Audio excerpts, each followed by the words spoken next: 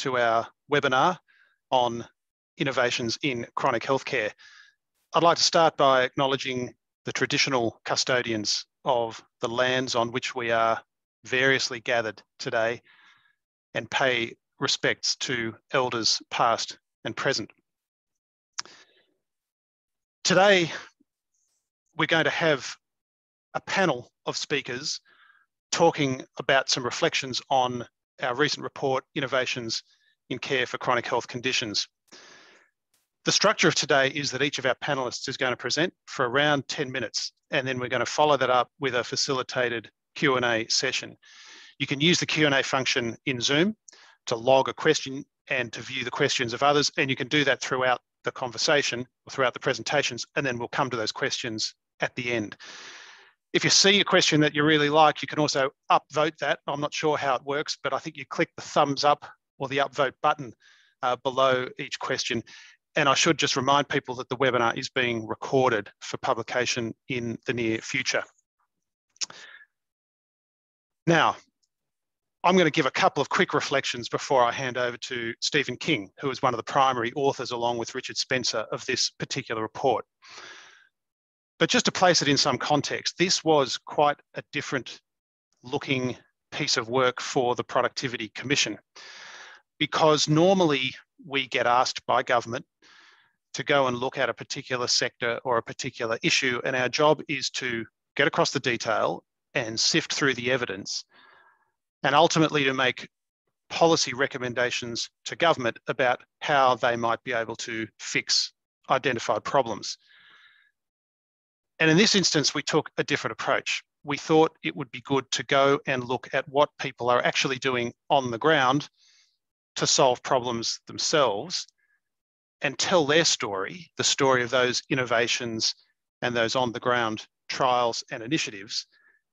Tell that story, try and ask what all of those innovations have in common and what sort of story can we put together about that. So you can think of our traditional role as being a fairly top-down one in terms of making recommendations to government as to what they ought to do, and this as a more bottom-up exercise in identifying and publicising some of the findings and experiences of real-world innovations. Stephen's going to talk in greater detail about the various case studies, but I'll just give you 4 very high-level reflections from my perspective on what I think when I look through the document. The first is, for the most part, these innovations are fairly small in scale. The second is that they are, for the most part, relying on a degree of serendipity. They often rely on the extraordinary efforts of a particular individual or a group of individuals, often on a single relationship that can then be leveraged into a broader collaboration. But they are, to some extent, serendipitous. And that may mean there are limitations on the ability to simply cut and paste individual innovations elsewhere. But arguably what we're aiming for is more of a generalised culture of innovation than particular solutions that have worked in a particular place. The third thing is, when I look at several of the case studies that we talked about, they are, for the most part, swimming against the tide. There are some heroic efforts that have been operating to some extent against the natural incentives that the system imposes. And the final thing is that they're not widely known. And that says something about the diffusion or knowledge sharing mechanisms that we have across the health system and how we might be able to improve them. I should say that part of the diffusion process is us, the report that we have put out, and this exercise today, trying to talk about the various innovations that we have observed. A final point about what comes next. We gave our report to the KIFA, the Council on Federal Financial Relations, really just a fancy way of saying the treasurers of the Commonwealth and the states and the territories. When I presented that report, they asked that we go away and provide them with a little bit more of a concrete roadmap about how some policy reforms could be contemplated that would help improve the incentives for these sorts of reforms to occur on the ground. And that's what we're thinking about now. And we're going to be reporting back in coming weeks. So that remains an important next step for us.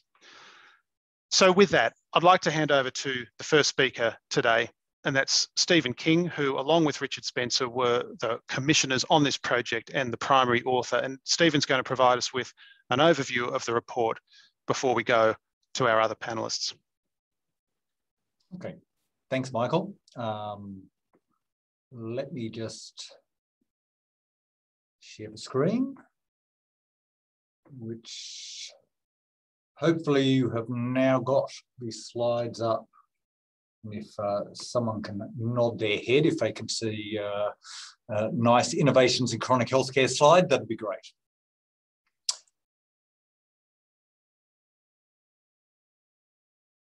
What I want to do in the next 10 minutes or so is to really give a high level, a helicopter view of what we were doing in this particular study.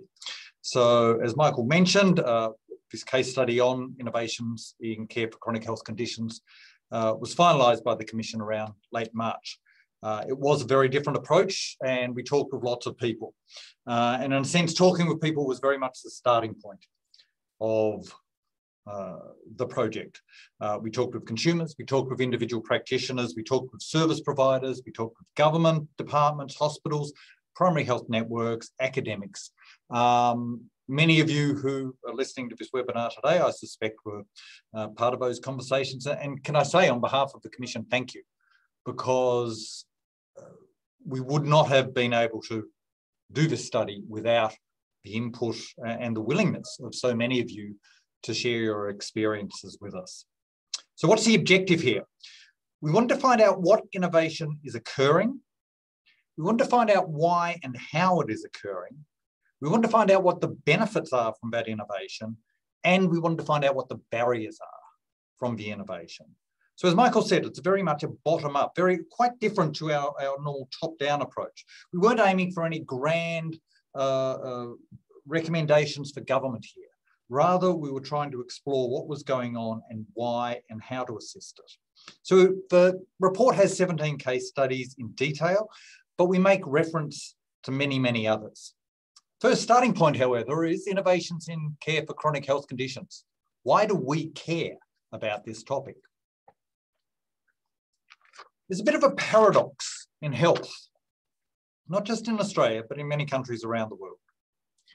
As you can see here, we're living longer, and Australia is doing very well in the longevity stakes. We've got the 8th highest life expectancy in the world. We're certainly spending more on health, and yet we actually have people living longer with ill health. And compared to other developed countries, we don't do particularly well in that metric. So we have this paradox. I would claim it's a paradox of success. What has happened over the last 50 to 100 years in healthcare is many of the things that used to kill us, the diseases, as COVID reminded us, the viruses, the bacteria, many of those we now deal with. Many of the diseases that used to kill us, both my grandparents on my father's side, died in their early 60s, dropped dead of heart attacks, literally dropped dead. It doesn't happen that much nowadays because they would have had their bypasses and they would have had a chronic disease. What has happened in terms of health is that we have moved from a situation where we rely on episodic care to a situation where we have many people with chronic health conditions who require ongoing management of those conditions. So we're talking about 38% of Australians who have at least one physical chronic condition, and many people who have more than one chronic condition. So the first challenge posed by this health paradox is, how do we best move our health system from episodic care to a system that's based on prevention and ongoing management of chronic care conditions? Second thing to point out is that we have an inequitable health system. So when we start focusing on chronic conditions, you'll notice that those who live in poorer parts of Australia are much more likely to have worse chronic health conditions, more chronic ill health. People who live in remote areas will have worse health. And that health conditions are correlated with things such as education, income, and so on. So those who are financially better off, those who live in cities and larger towns, those who are able to be actively engaged with their health and to self-manage their health, they're doing much better under the current system. So one of the challenges in the system is, how do we enable all Australians to gain the benefits of prevention and improve management for chronic health conditions going forward? So these two challenges, how do we change our health system and how do we create more equity in our health system, really underpin the work of the Productivity Commission here. They both require us to think about innovation in our healthcare system and what we can do better for consumers. Now, we're focusing in this report on chronic physical health care. That's a reflection that there's recently been a mental health inquiry by the Productivity Commission, slightly longer than this study, but a good read if anyone's interested in spending a fair bit of time going through it. So what we've looked at here is we've looked for innovations that can start to answer these challenges, improve lives. How do we get the knowledge dispersed from those innovations? And how do we understand the barriers to broader innovation and adoption? So what did we find?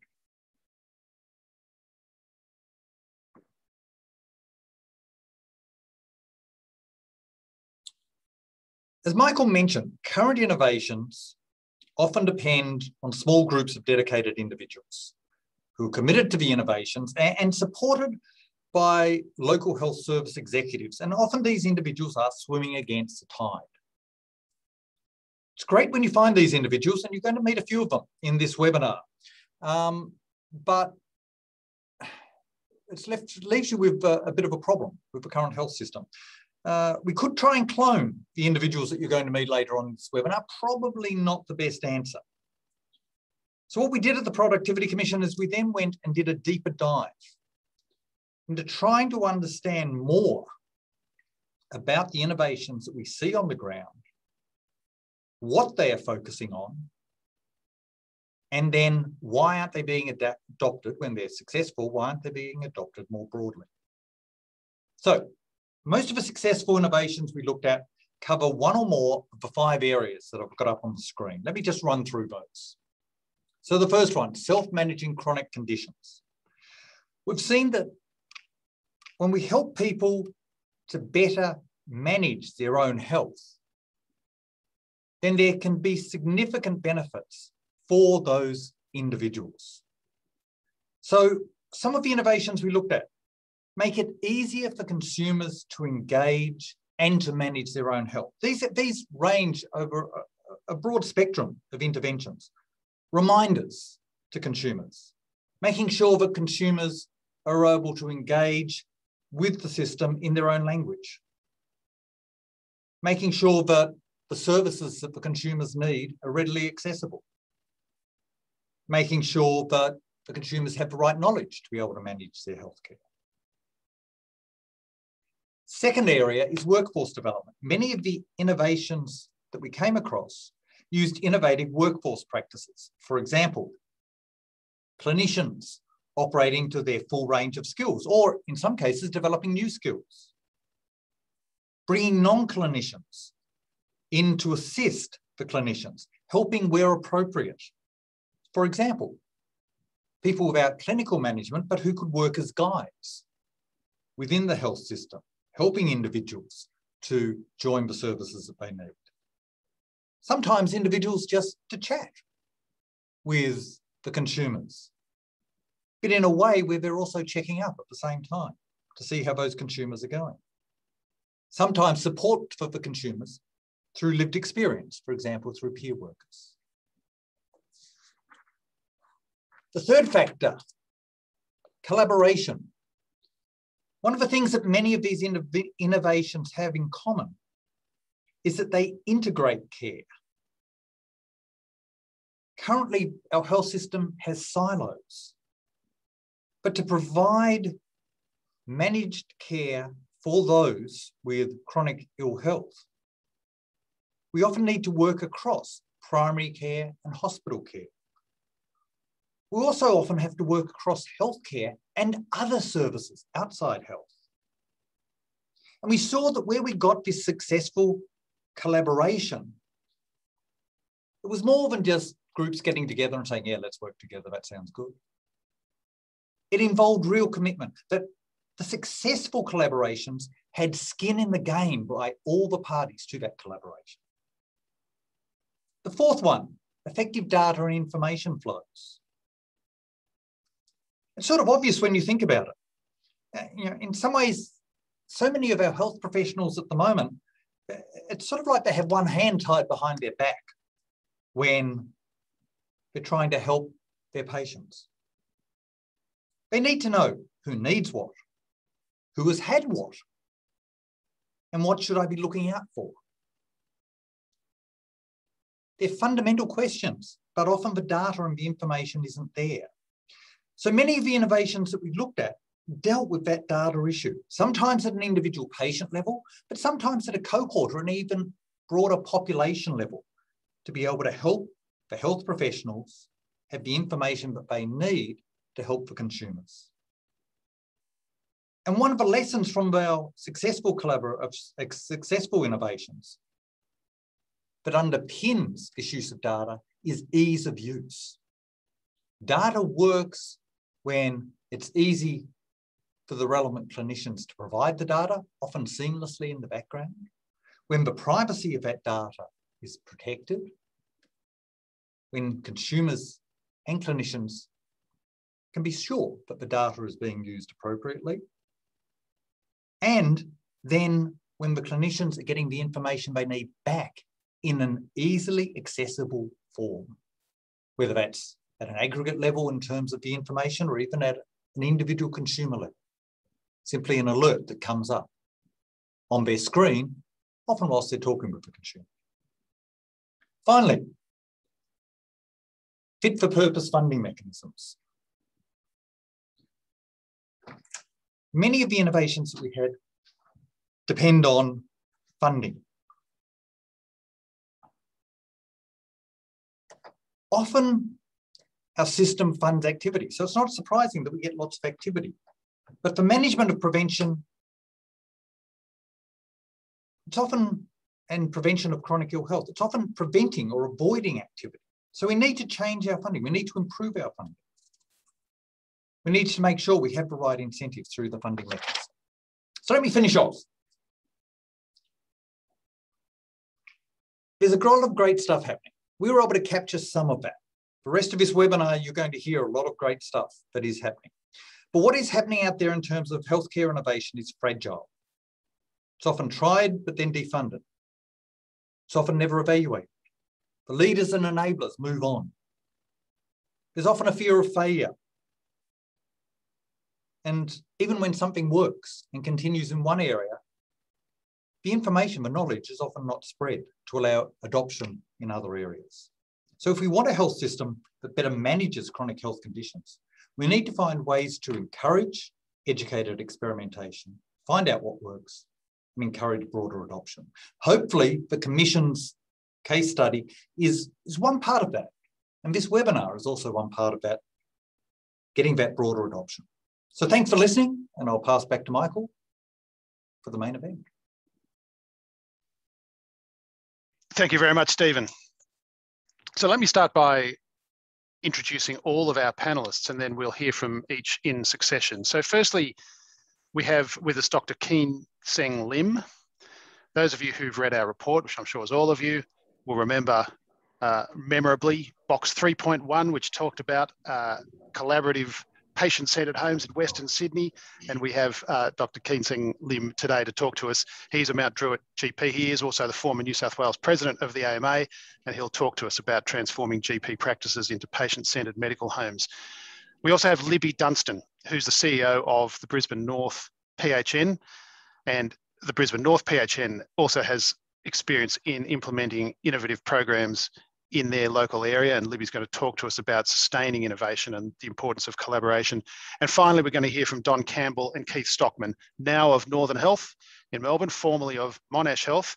So the Monash Watch program, which of course, again, you have all read about, one of the significant case studies that we featured, funded under HealthLinks, another thing we talked about, is now being adopted in a slightly different form as Patient Watch at Northern Health. And Donald and Keith are here to talk to us a little bit about the barriers and enablers that they've faced in adapting an innovation to a new environment.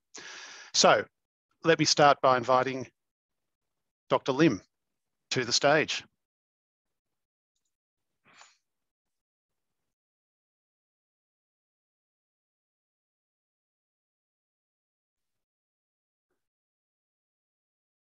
I think we just need to unmute you. My apologies. Yep. I have just unmuted myself, and thank you very much, Michael. And let me first of all start by sharing my screen, and hopefully you'll all be able to see what I have up here. But I would like to first of all say thank you very much, Michael. Thank you to the Productivity Commission. And there is quite honestly, and it's very rare I say this, but there is quite honestly almost nothing in that report that I do not agree with. So I'm just going to now start by talking about things from my end of the world. So my end of the world is general practice. So I'm a GP in Mt Druitt, and I've been out here for about 25 years. This is our practice team. So our practice team is made up of our doctors, our practice nurses, some of whom are on-site and some are not on-site, our allied health members, dietitian, exercise physiologists. We have our pharmacist. And some of this work is also supported by our primary health network and our local health district, such as the funding of a pharmacist for a practice who's able to spend the equivalent of a day a week with the practice, whether that be on-site or off-site. And that comment that I made about on-site and off-site is actually quite pertinent, as one of the challenges we are really looking at in this new world is how we are going to better utilize our care teams. And of course, we have our receptionists, our counselors, and our really highly skilled practice staff who do far more than reception work. So this is what our practice looks like. So we have a lot of chronic illness. So if we look at this, the numbers today are going to be slightly different because the graph is a little bit old, but the proportions are remarkably similar. We have a lot of diabetes, a lot of vascular disease, quite a lot of mental health as well. And if you look at our proportion in our practice, we're sitting at roughly about 50% of our practice having one or more chronic illness, about 25% having two or more, around about the 12 to 13% having three or more, and so forth. So part of our question is, how are we going to best manage this? Because while we could talk about it as a problem or a challenge, really for us, this is our job. This is what we do. And part of that is, how do we structure care to meet the needs of our patient population? And so some things we've had to do are actually go right back to the start and think about design. What do we need to do to design it? So this is sort of thing. We look at the papers from the college and also from around the world, looking at medical home models or models of care and how they might look. And this is, if you like, this statement from the medical home implementation initiatives in the US pretty much summarizes our approach, which is that the medical home for us is not a building or a place, but it's an approach to providing that comprehensive primary care, facilitating partnerships between patients, clinicians, health staff, I would say, as well as carers. And this is where we would take a step back and say, what is the framework we need to apply to try to realize that vision? And we look at it in terms of this type of pyramid, or what we consider the PCMH, or patient-centered medical home pyramid. At the very highest level, it's the quadruple aim, what we aspire to: better patient experience, better population health outcomes, sustainable costs or efficient costs, and improved provider satisfaction. Below that, we tend to look at the 6 key attributes, which are partly at a micro system, but also partly at a meso system, or across a whole neighborhood. And that is the principles of patient-centeredness, accessibility to care, continuous care, comprehensive care, as well as coordinated care, which is accountable. And the continuity of care is interesting because it's worth splitting that up into those 3 elements of continuity, which are continuity of data or information, and that is, of course, good information flow, continuity of relationships, And perhaps that third one, which is often forgotten, which is continuity of management.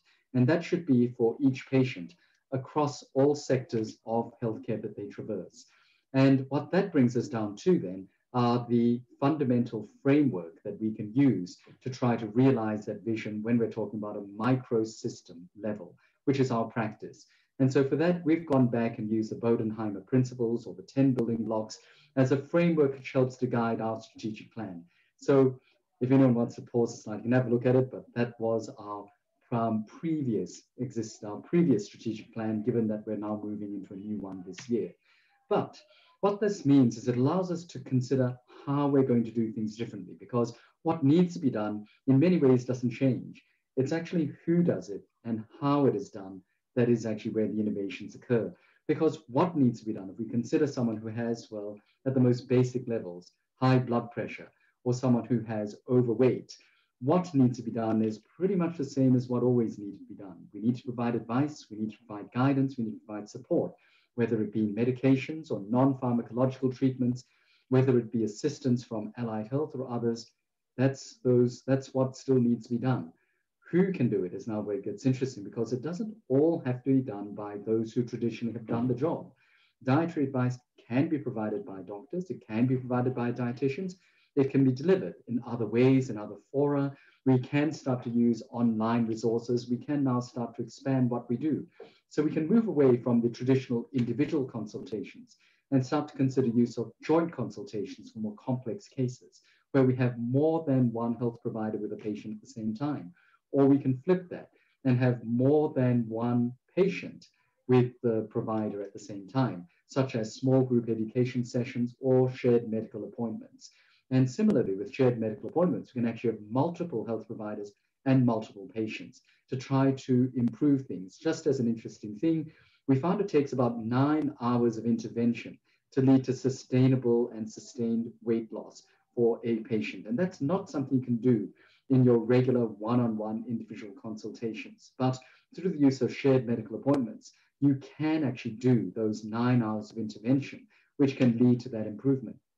And where we have even more complex cases, there are benefits from using case conferencing, where we can actually call in external team members, such as diabetic teams from the local hospital, diabetic services from the local hospital, who can reach out to patients either within our practice or now more virtually, and those virtual case conferencing, which allows us to actually provide more complex care for more complex patients. So this is actually moving away from the concept of considering any individual patient my patient to our patients. So patients who attend our practice, we very much like to think of this concept where the team takes on responsibility for the practice as a whole. And that's probably one of the key take-home messages, which is that everyone shares responsibility. And so it's moving away to a whole of practice model. And that then leads us to the whole of practice population type model.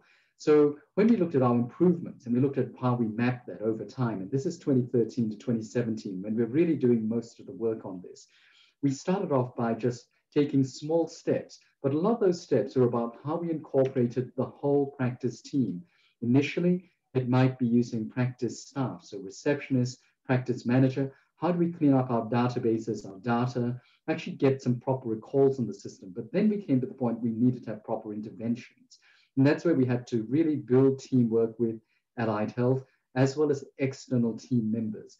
And then we moved on to incorporating pharmacies and including regular case conferencing, regular reviews of all the data, which allowed us to then to decide what was working, what did not. So here's an example of our data sets when we're looking at the interventions for diabetics. But we can also look at other data sets, such as, say, adherence to medications, adherence to protocols and guidelines for all other conditions, such that these become part of what guides us when we're determining the next step that we are going to take. And that, of course, is now where I talk about next steps, because one of our challenges, which quickly became clear, was that thing that we're all time poor, we're all resource poor. So how do we scale this out? And how do we not only engage our patients as more active members of their own care team, but actually activate them more so that they are better at self-management, or, if you like, supported self-care, because we are here as our practice team to enable that. And so we're now moving into this world where over the last 3 years, we've been using a patient partnership patient-provider partnership platform. And this allows us to share, or rather create granular management plans in our practice software, which are then pushed to the patient in their application. So our patients who are using the application can then see their medications, their history, but not only what it is, which is just data for the sake of data, but what it means, which is actually where the utility of data comes in. So it's not just a case of saying you have high blood pressure and you are now taking this medication. It is you have high blood pressure and this is a target range for your blood pressure, but in order to reduce that, this is a target range for your weight, target range for your exercise, and we're also going to push out these preventative health screeners and say mental health screeners, which you might complete on a 6-monthly basis, so we can also monitor other elements that may not be so immediately apparent. This allows patients to engage with us by reporting their own metrics, by reporting both outcomes as well as experience measures, but also where they wish to enable their collected wearables and devices so that we can now all see this information. So we can see how many steps a day a patient is doing. We can see blood pressures, blood glucose levels, and see whatever things are reported. And the platform allows us to interact back with patients by using secure messaging direct from providers to patients, but also from provider to provider to allow us to coordinate the care as part of those 6 principles of improving care at that meso healthcare neighborhood type level. So as an example, during the bushfire season, because once upon a time, coronavirus was not our biggest problem, bushfires actually were. And at that time, what we were able to do was send messages out to all patients on the app on high fire risk days and high smoke risk days saying, stay inside, do these measures, have a look at this website, and keep an eye on your breathing and do this as well and complete your symptom scores.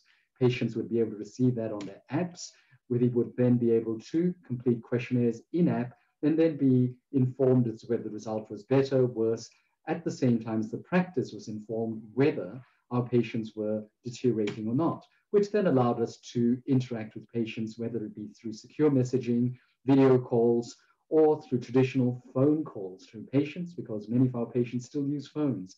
But this allows us to expand our care further and to actually streamline the care we provide. So this is part of our solution. So I'm actually going to stop there and hand back, and I'll pass it on. But what we see is that our problems, which is how do we manage things at scale and how can we do things better, and utilizing our team who are both off-site and on-site.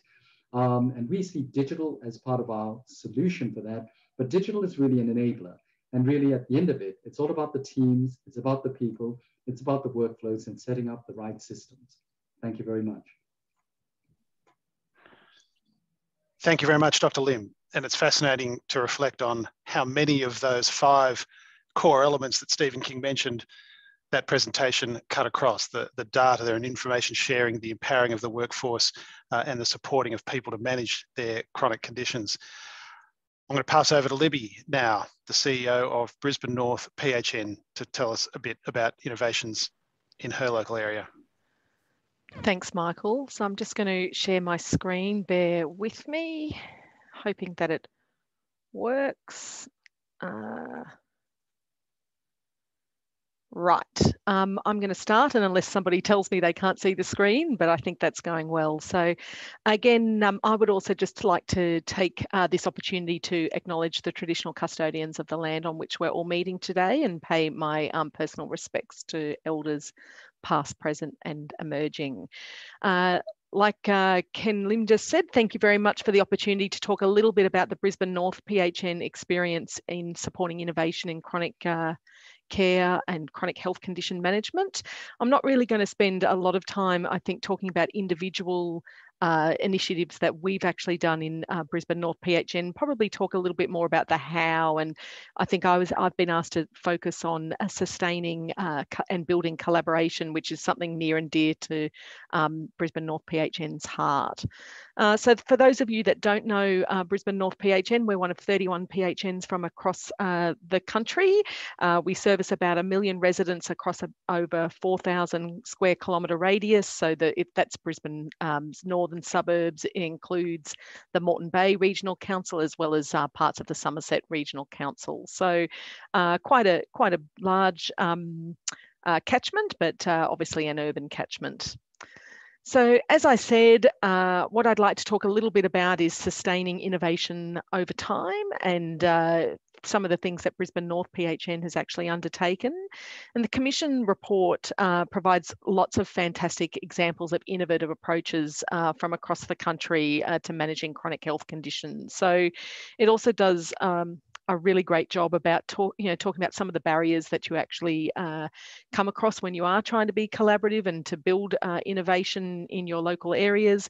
There's plenty of barriers, but there's also plenty of really good examples of how individuals and organisations are overcoming those barriers. So that's really what I wanted to spend a bit of time on. As I mentioned earlier, sort of building and sustaining collaboration really from our perspective as a PHN is the cornerstone of the work that we undertake. And what I'm really going to talk a little bit about now is our structured approach to collaboration at Brisbane North PHN. So how we've actually sustained that, I guess, structure and processes over time, how we've overcome some of the barriers of changes in personnel and people, and how we deliver outcomes for the community that we serve. So the example which is in the Productivity Commission report from our perspective is around the Health Alliance. So that's, I'll just click through to there. So that's what I'm going to just talk a little bit about. And so I thought I'd start by just talking about what the Health Alliance actually is. And from our perspective, really, it's germinated in an idea from 2017 from the previous CEO here at the PHN and also at our corresponding hospital and health service. So we had a long track record of working collaboratively and in partnership.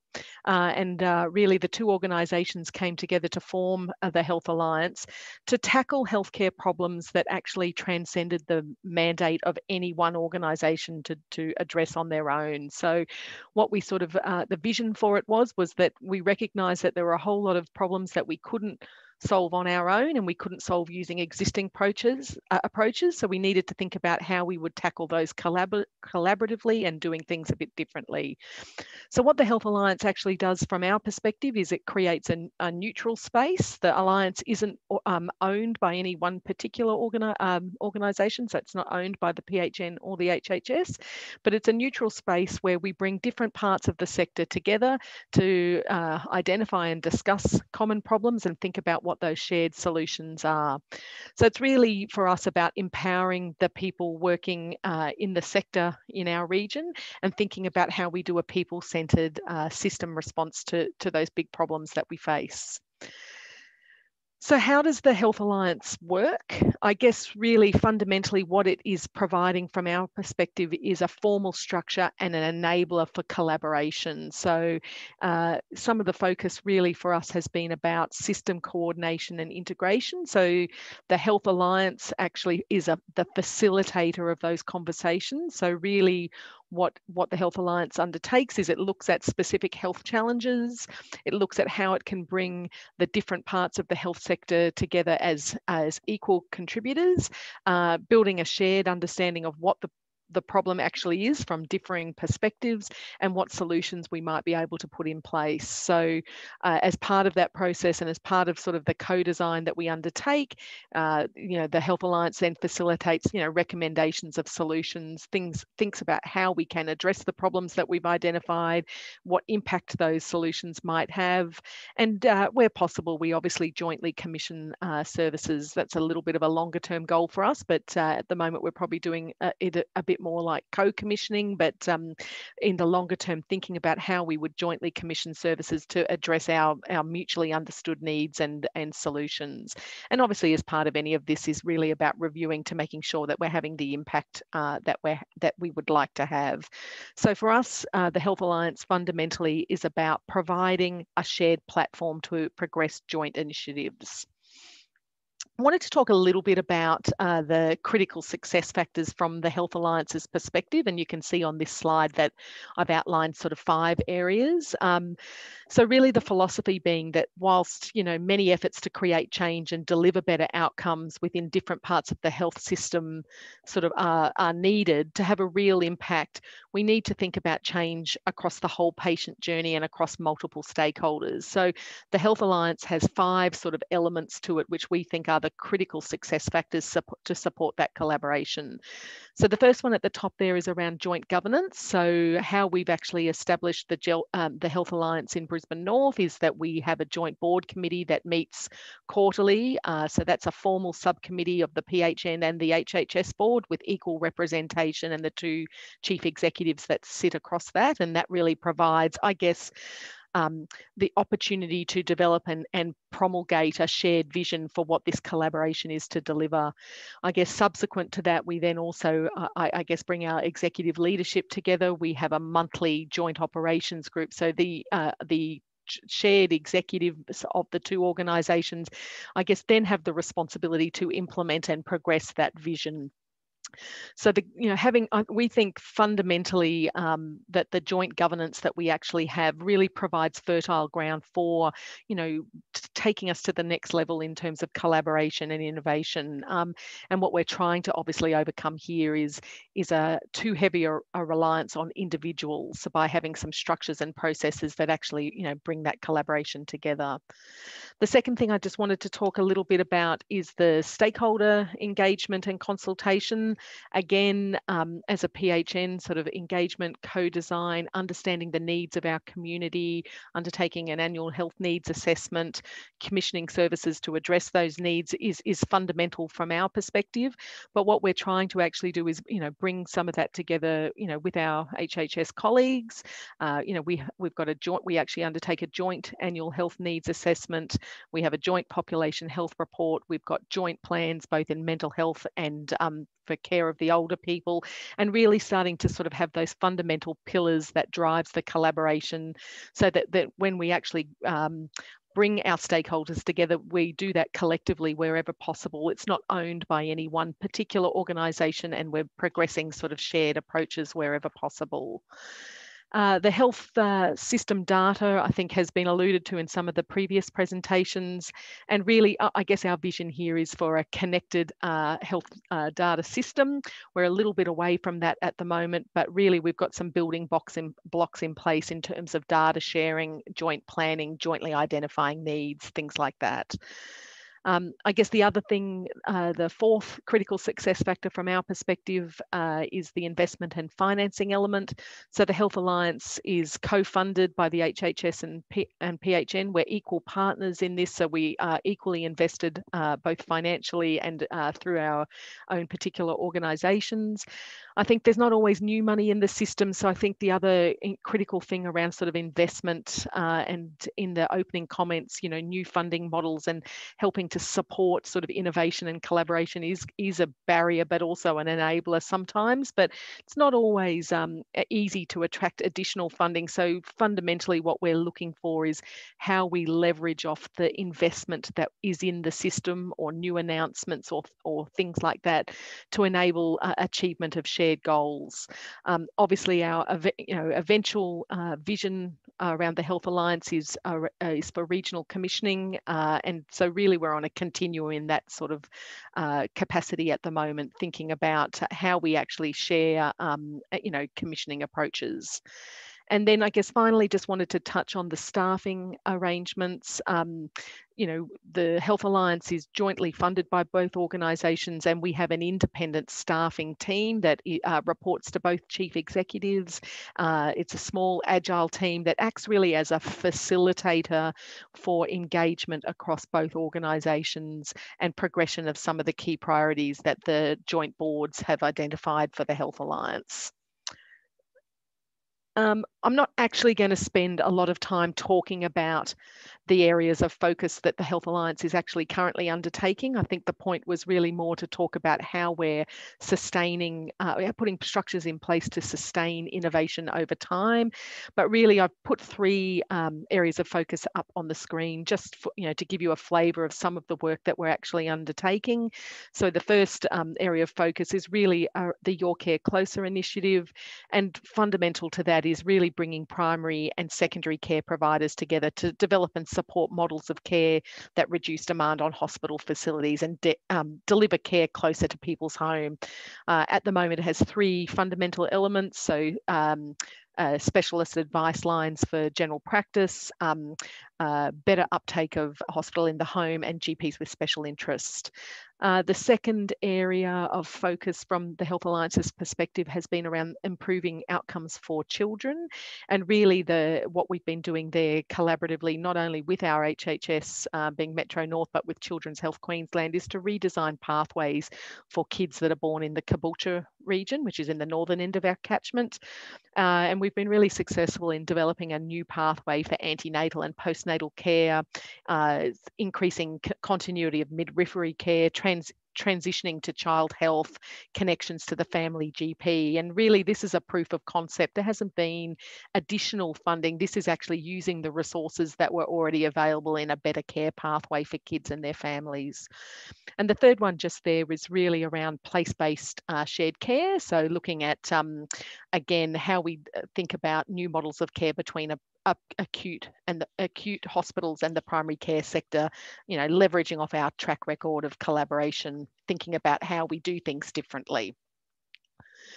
So the Productivity Commission report actually highlights 3 factors in terms of building and sustaining collaboration, that being effective leadership and governance, sort of good working relationships and shared funding. And what I've done in this slide is just to attempt to highlight from my perspective how we see the Health Alliance has built and sustained collaboration, which in turn has provided us the platform to actually work together to solve some of those challenging problems that many of us face in addressing the growing burden of chronic disease in our local communities. So under the effective sort of leadership and governance space, I won't read through all of that because many of it I've talked about, but fundamental is really having that shared vision and having some joint governance mechanisms in place. I've talked a little bit about good working relationships. What we've tried to do is a strength-based approach, thinking about what's the strengths of the PHN versus what's the strengths of the hospital and health service, and really the funding side of things I've also talked a little bit about. So my last slide really is just to talk about some of the observations and challenges that we've found in terms of building and sustaining collaborative approaches. Sustaining collaboration requires sustained effort, but from our perspective, we think it's fundamental for and is the basis for innovation. So we've prioritised that as a role that we're keen to continue to play, but really I can't stress enough the importance of leadership and that enabling environment that actually enables collaboration to be part of our core business. I think where we've had our most success is where we've responded to opportunities that happen, whether that be budget announcements or a particular political driver that might actually enable some collaborative action. So to try to respond to the environment as well as understanding what the needs of the local community are. I think sometimes we have to work with what we've got. It's not perfect. There's not a huge amount of new money to progress some of the innovations. So we have to think about how we leverage the investment that's in the system already. And really, my final comment is that in a system that's focused on activity, how we actually demonstrate and measure the value of collaboration is an ongoing challenge. I think I'll leave it there and hand back over to the chair, if that's okay. I think you're on mute, Michael, as well. You're quite right. Thank you, Libby. Thanks for that presentation. Those observations at the end were very powerful. Before I go to Don and Keith, I just want to mention again the Q&A function on Zoom. So start getting those questions flowing. You just can go in there and type out a question, and we can then hit the ground running at the end of Don and Keith's presentation. I don't want to be repetitious. As you know, I mentioned earlier, Don and Keith are at now Northern Health. Don is the Clinical Service Director of the Staying Well program and the Medical Division Director at the Hospital Without Walls, and Keith Stockman is the Director of Service Design Innovation Staying Well program at the Hospital Without Walls. But as I mentioned, in particular for our purposes, critical implementers of the Monash Watch program at Monash Health, and now doing something similar at Northern Health under the banner of Patient Watch. So over to you, Don and Keith. Thank you very much. I hope you will soon see my shared screen, and I'll just make sure that that we get it to, oh dear, how do I make that? How do we make it the big picture? Excuse me just a moment. Just got to work out how to get the little bit. There it is. Got it. Thank you very much, Richard, for that introduction. And my co-conspirator is my colleague, Keith Stockman, with whom I've worked continuously over the last 10 or more years.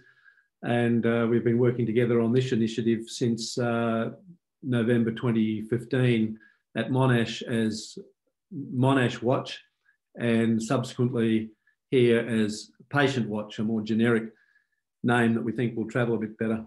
Check, thank you. Now, I hope you can see my screen in its completeness there.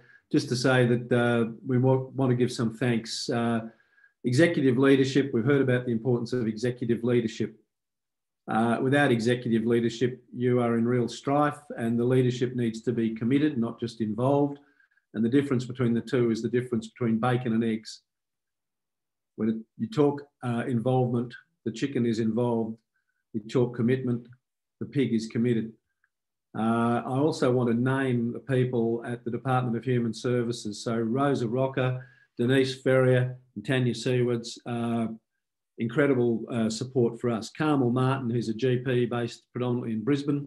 We learned a lot from her, and she has been intimately involved, particularly in building out some of the key elements and the evaluation framework. Everything we've done has been subject to peer-reviewed, published evaluation. Narelle and Danny Newen, Trojans, courageous and pioneering service staff, our patients, and many others who inspired us, and the people, and a shout out to the people at East Grampians who've picked up some of the elements of our model. Everything we've done has had a theoretical framework within which we've attempted to work. So we started out as a couple of kids with a crazy dream that we wanted to move hospital outside the walls. From a Gen Med perspective, we went to our then CEO, Shelley Park, and the Chief Operating Officer, Siva Sivaraja, at Monash. And we asked this fundamental question: how might we help vulnerable people stay as well as possible and out of hospital? An angel then appeared in the form of HealthLink's chronic care that linked a capitation funding model, IPA sanctioned, and an algorithm for case finding. And we asked the question, could we use design and systems thinking to conceive and try something different? We had some assumptions built in as well. The issue there was that we want, and now, sorry, oh dear. We had some assumptions that we were working, our starting point was within a fragmented system, but if we just got started from where we were, we could contribute over time to driving a more integrated care model. A bit like the tourist on the west coast of Ireland who goes into a pub and asks how to get to Dublin, and the drunk says to him, if it's Dublin you're wanting to get to, I wouldn't be starting from here. Well, we didn't have a choice.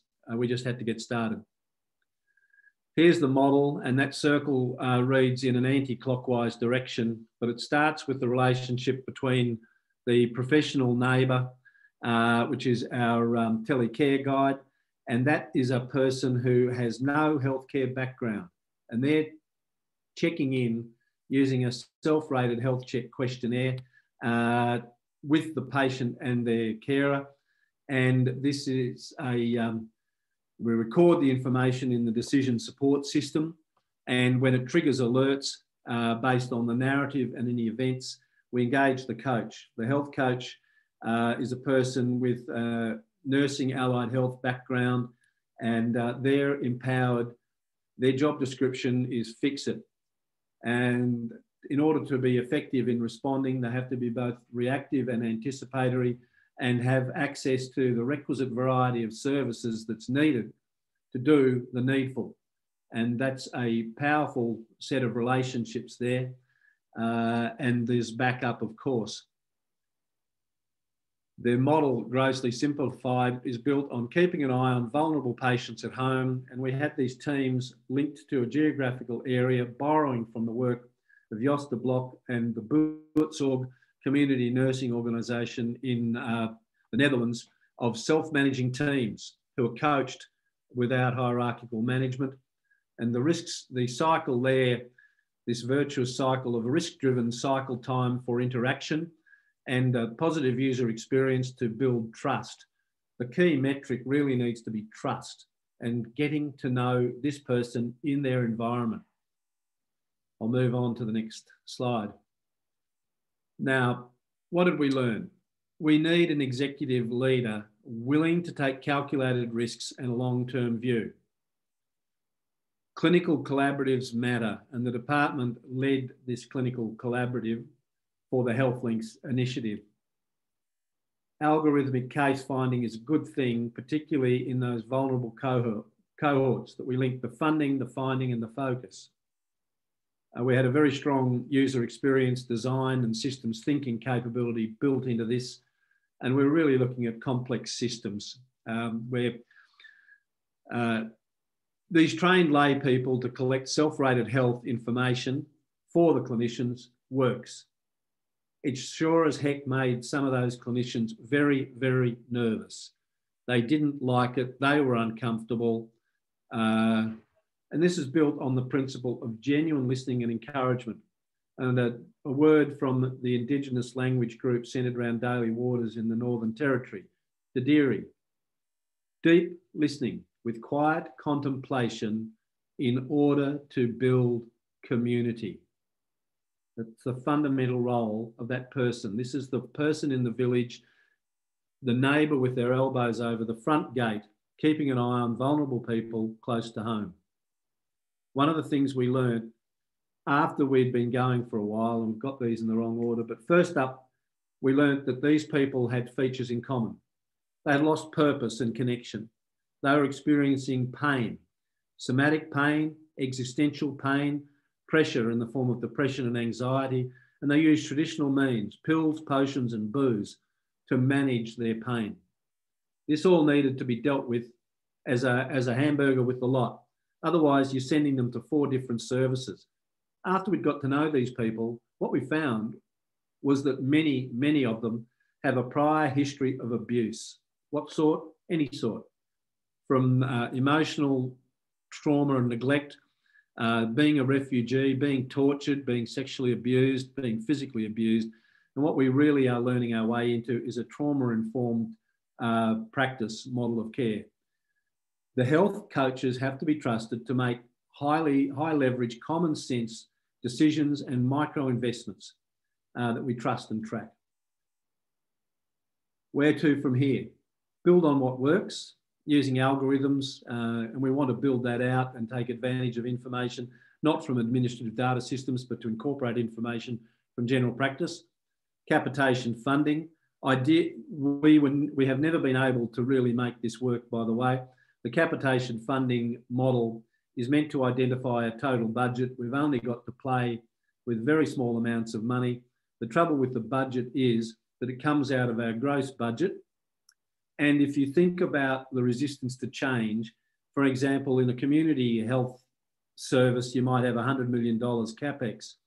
Well, if you look at that as a 5% return on investment, you've got $2 billion invested in resistance to change.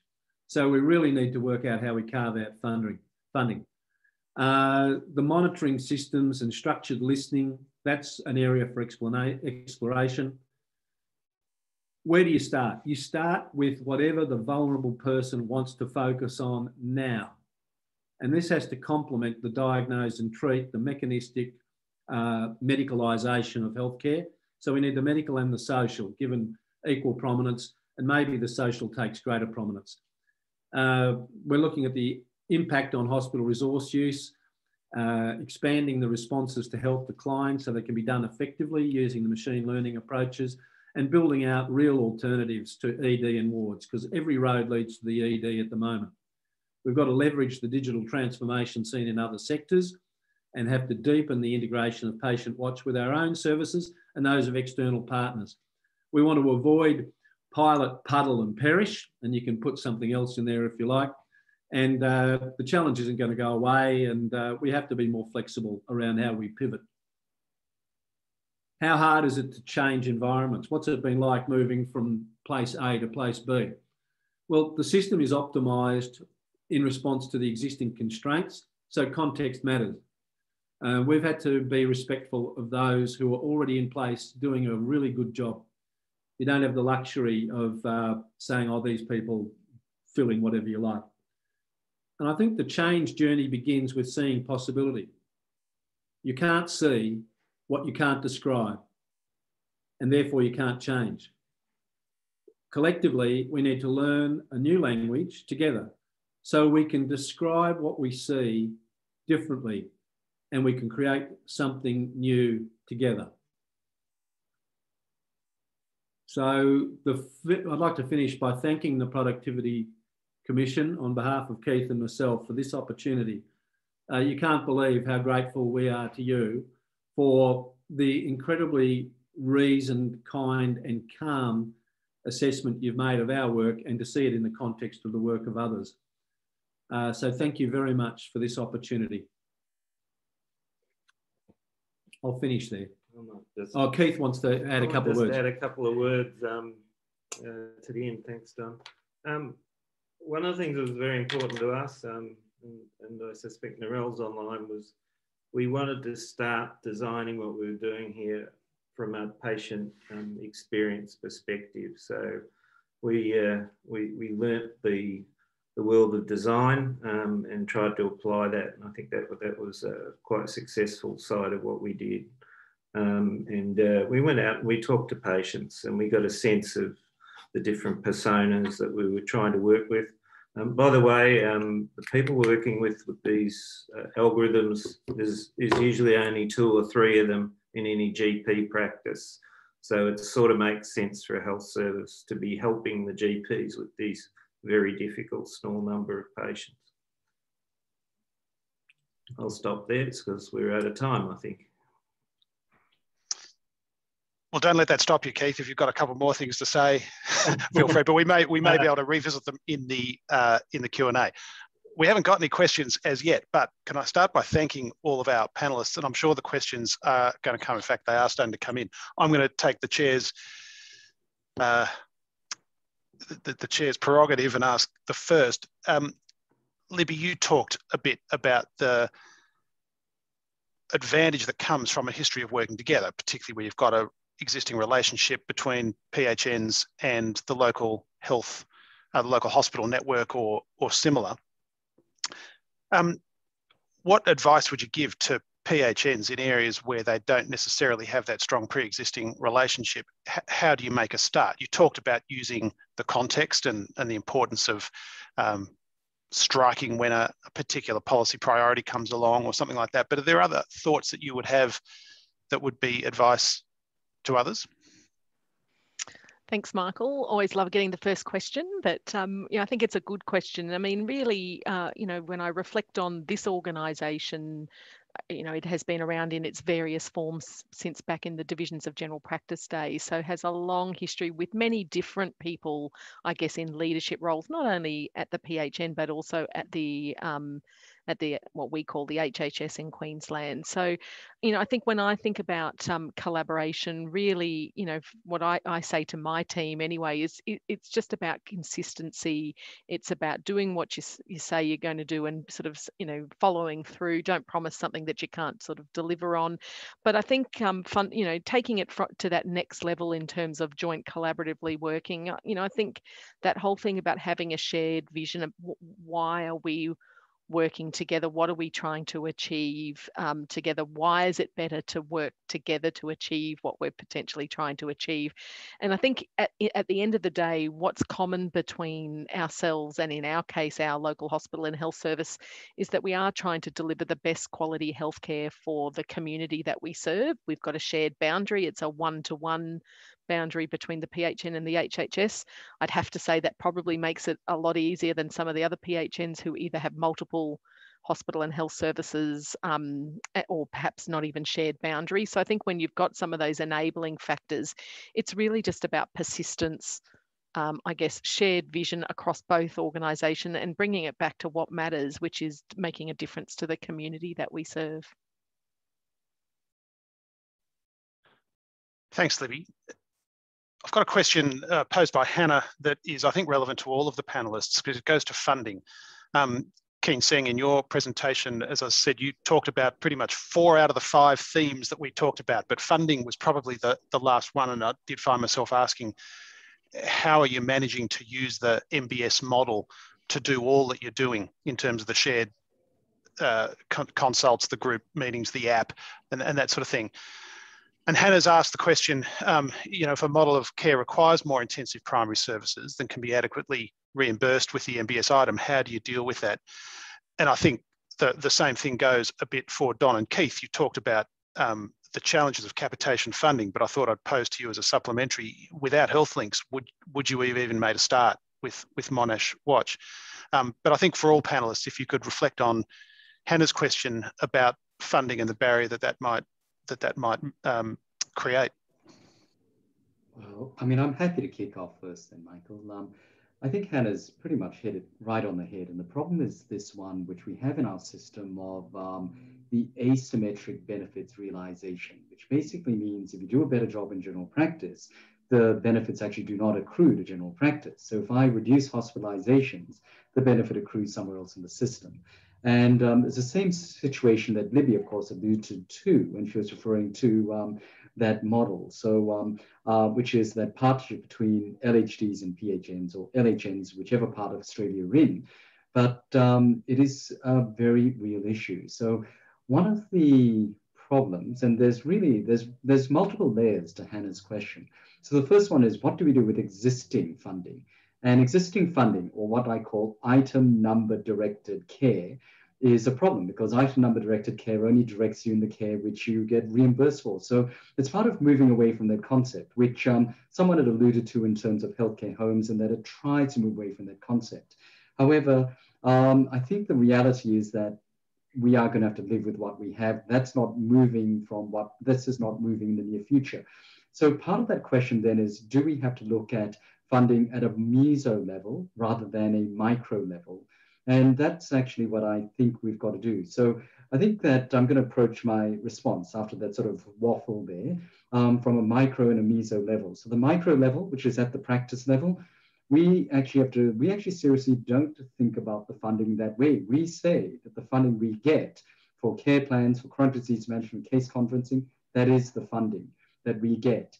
Then how we apply it within the practice is up to us. So first of all is, of course, changing the way that we think. And that's a mindset thing. And I think coming back to what some of the comments were, that may not be a scalable solution.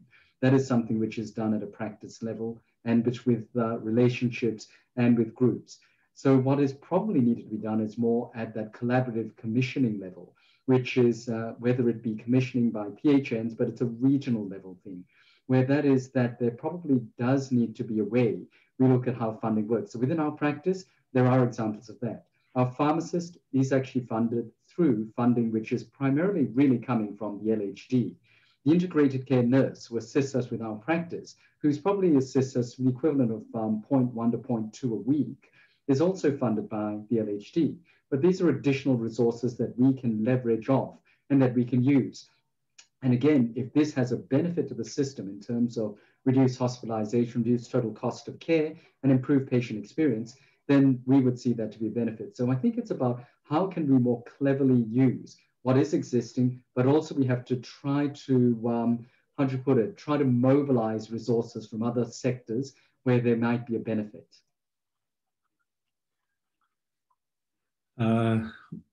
Michael, I guess the contribution I'd make is really, we were able to get started. The model said the funding came from this pro rata capitated funding scheme within a global budget. The global budget is both set and allocated in the year prior, and there's no sense in which you can really carve out the budget at an operational level.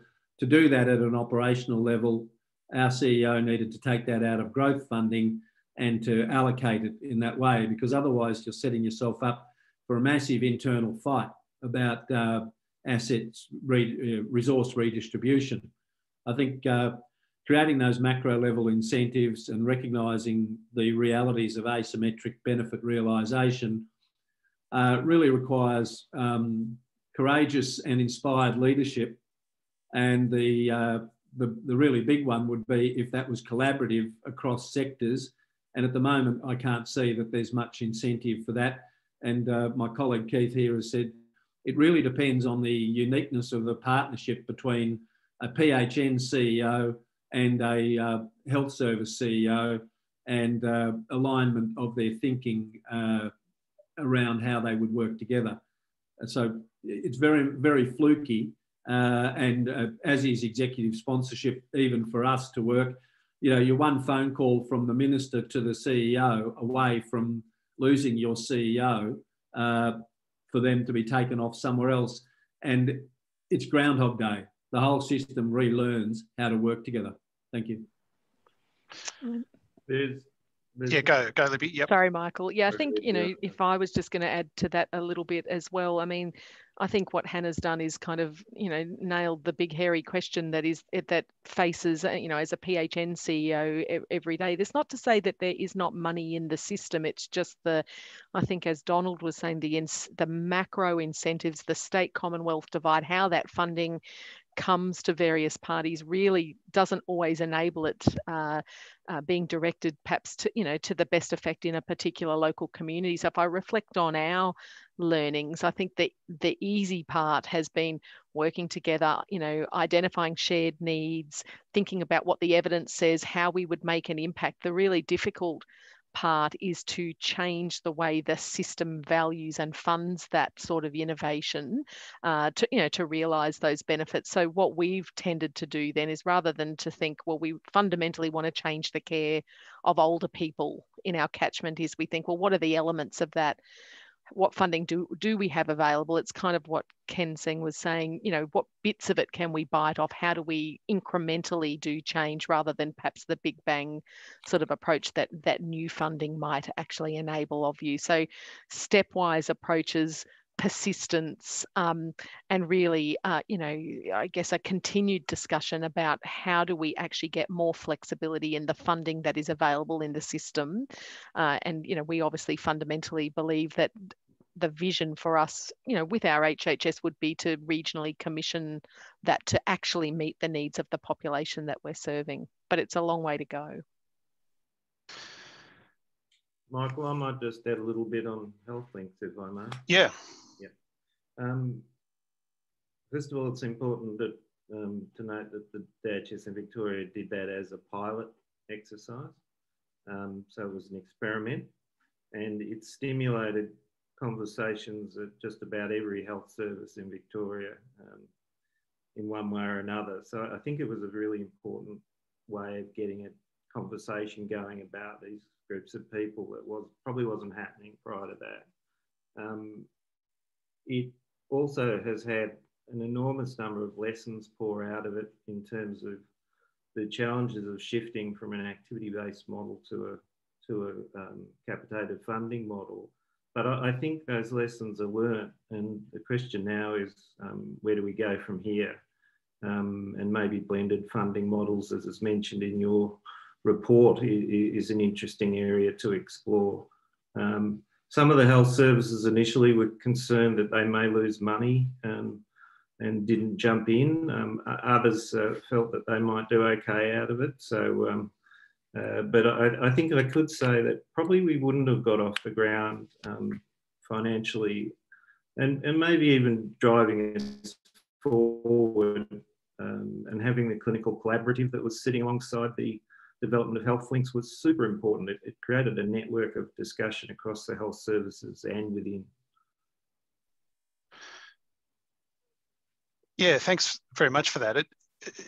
Applying that back into the primary health space, I know Raya's asked a question, having had some experience with the healthcare homes program, which was a genuine attempt to kind of shave some of the rougher edges off the fee-for-service system in the context of managing chronic health.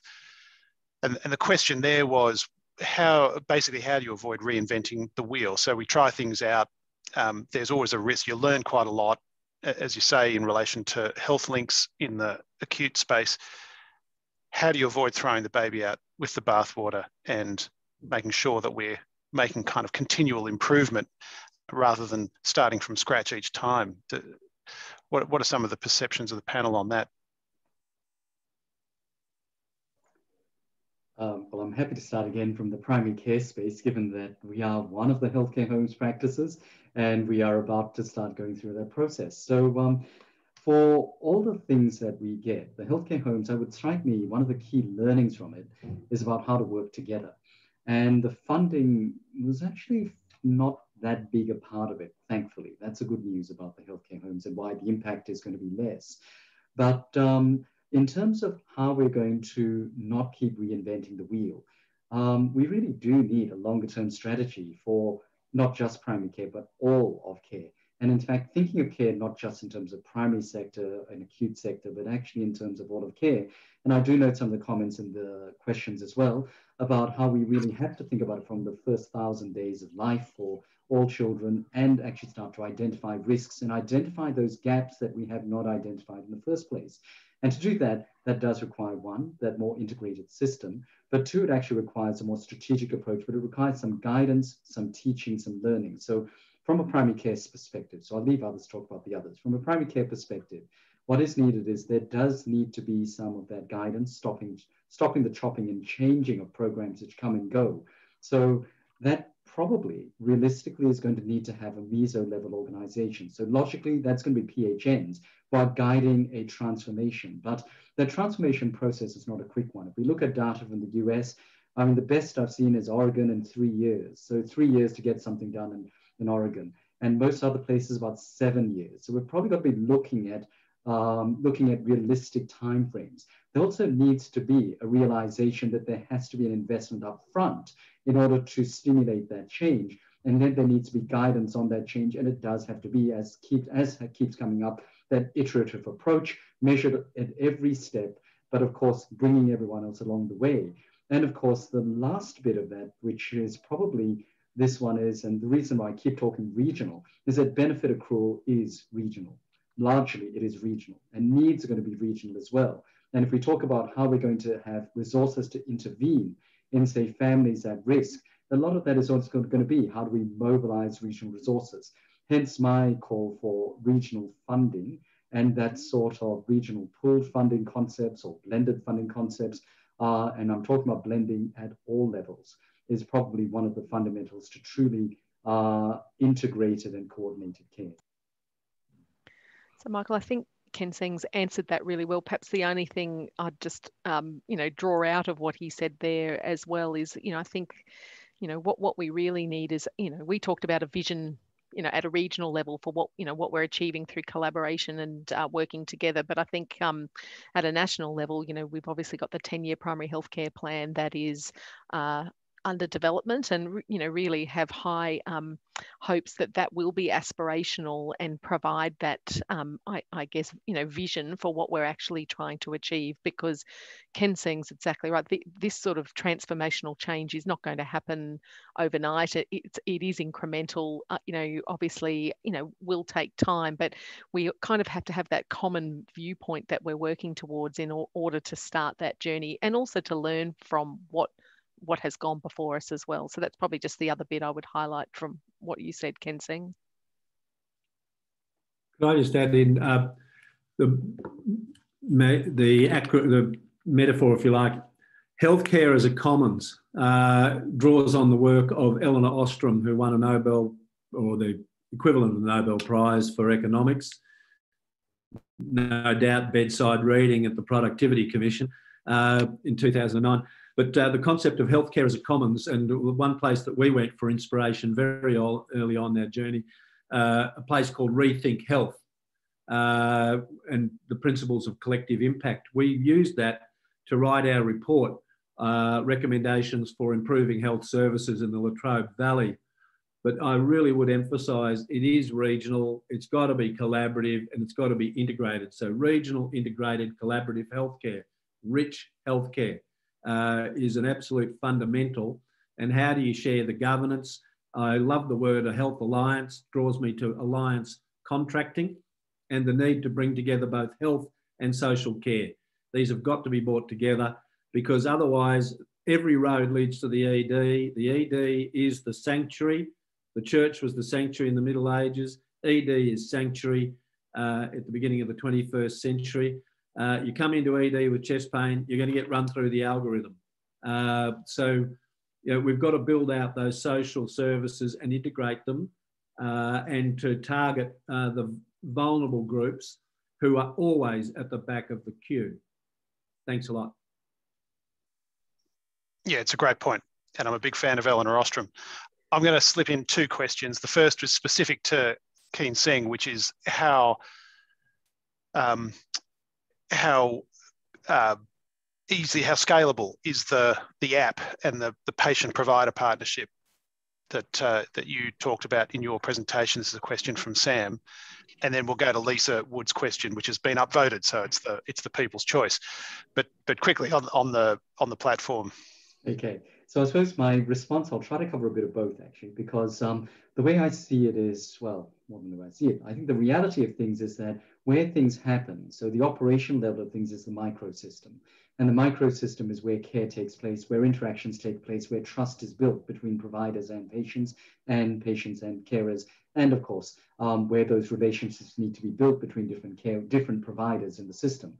So in terms of what the app can do and what it does, first thing I'm going to say is take everything I say with a huge grain of salt and be entirely skeptical of what I'm going to say, because we do, and when we talk about that funding question, we funded it by the fact that we have a small equity share in the company itself. So that's why take everything, the total grain, with a huge teaspoon of salt here.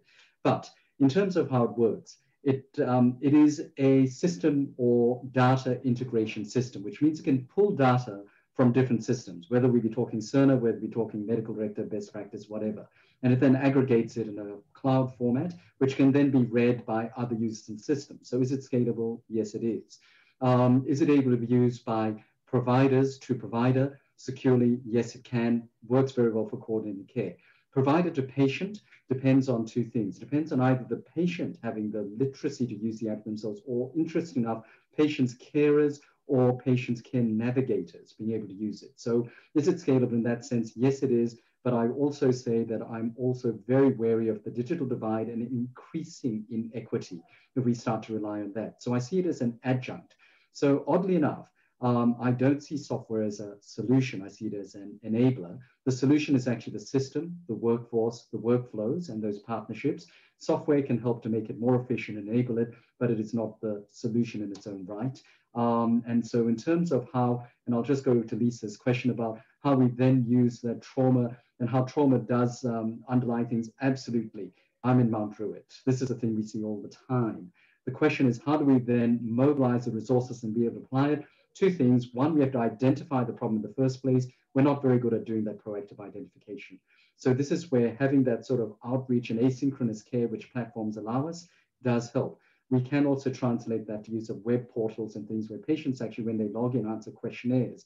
And we can actually do scoring systems, and it works really well with that. But then we need the next step, which is how can we intervene? So while the practice is a microsystem at which intervention happens, well, it's not having the resources to be able to do that intervention, which is the heartbreaking part. So that's a mobilization resources. But thanks very much, Mike. Libby, do you have a view on Lisa's question about mainstreaming trauma-informed practice? I think it's just a really insightful question in the sense that, you know, I know that at our recent joint forum with the Metro North HHS, our keynote address was on this issue, and it resonated with the clinicians and the two organisations as well. So no, I don't have the answers in terms of mainstreaming it. I think what I would say is that, you know, from an organisation like mine as a PHN, it's something that we're currently trying to think through in terms of how we actually raise partly the profile and the practical steps that we can do to actually support trauma-informed care, because like Kean-Seng just said, I think it's really fundamental to the way we deliver healthcare in our communities. Don, Keith? That would there's so many people in the cohorts that we work with at both hospitals that have got some sort of background trauma. A lot of the principles that we build into the model and actually just talking to people through their peer contacts and so forth actually tick quite a lot of boxes on trauma-informed care, particularly if it's combined with motivational interviewing and so forth by the coaches. But I think we've got a long way to go to develop that out and figure out how to scale it. And the other thing I wanted to say is that upfront investment in going sort of in the health services beyond just EMR implementations to enabling digital solutions is what we think is actually the way to amplify out the effect we're having on patients as well, and give the clinicians enough time to do the human stuff that's absolutely so critical to this. So it's a really interesting mix of things we've got to bring together. And lastly, money to fund evaluation of this stuff properly, to get it done.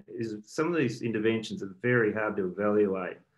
And we do need probably to think more about how we go about that, because we get quite mixed results back from different evaluation approaches. So I'd certainly like to see more funding available to get the evaluation right, because we don't want to scale things that don't work.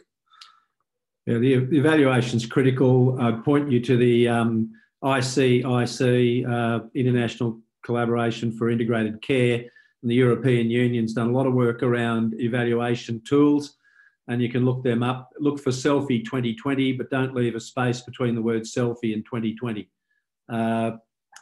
You'll find yourself looking at the Kardashians.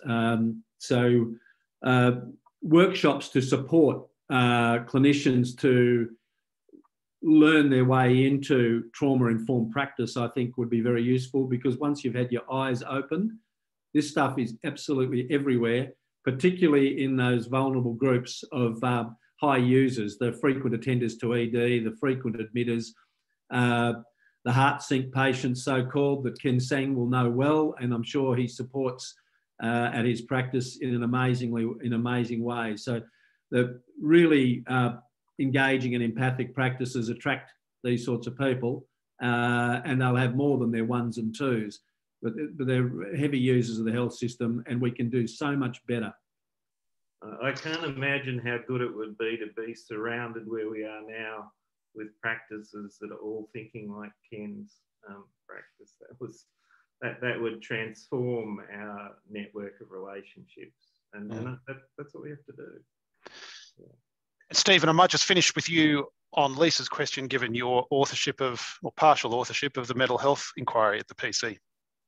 Yeah, thanks, Michael. So it's actually a good place to end, and give a bit of a plug for our mental health inquiry report again. Whilst what we've been talking here is very much focusing more on the chronic physical health, the boundary is somewhat artificial. We know that many people with mental ill health have comorbidities, physical comorbidities. Consumers don't fall into nice little boxes. And one of the lessons, I think, out of the experiences that our panel shared with us today is that we have to make sure that the incentives in our system don't get caught into those same boxes, that we're able to have somebody walk in to, say, a GP clinic who may be presenting with certain issues. They may be diabetes, they may be another chronic physical condition, they may be indications of a mental ill health, perhaps an anxiety attack, or perhaps just a general feeling of having trouble getting out of bed, just not feeling well. Or it may be related to alcohol and or other drugs. And we know that they're all interlinked. And often the basis for that is trauma. And so just to plug a couple of things from our mental health inquiry, one answer to that is the prevention and early intervention, making sure that, for example, parents have the support they need so that that early life trauma can be, where possible, avoided. But the other part of the answer is exactly what we're talking about today, which is making sure we have a system that allows the different parts to work together, gives them the incentive to work together, doesn't penalise them for working together, and then also allows them to innovate, work out what is best for a particular group of patients, and evaluate. And where it works, where it doesn't work, don't punish people. If you don't try things, and when you try things, sometimes they won't work. So you're going to have failure in any system of innovation.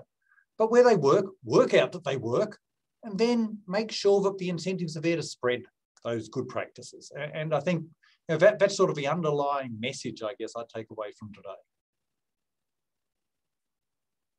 Thank you very much, Stephen, and thank you very much to our panel and to all of our participants. That's all we have time for. I'd just like to thank Kean-Seng, Libby, Don and Keith and Stephen, and also Richard, the other author of our work on chronic health. I've found it, and no doubt others have too, a highly informative session, also reassuring and affirmative to know that we have people at the front line of our health system who are so enterprising and dedicated and knowledgeable and pragmatic about getting better systems and innovating to get better outcomes for patients. I'd also just very quickly like to thank Miriam Weisman-Apter and all of the team at the Productivity Commission for their work putting together our report and their ongoing work in this space. And it is an ongoing conversation, and we're very pleased to be a part of it. So thank you all very much, and we'll leave it there. Thank you.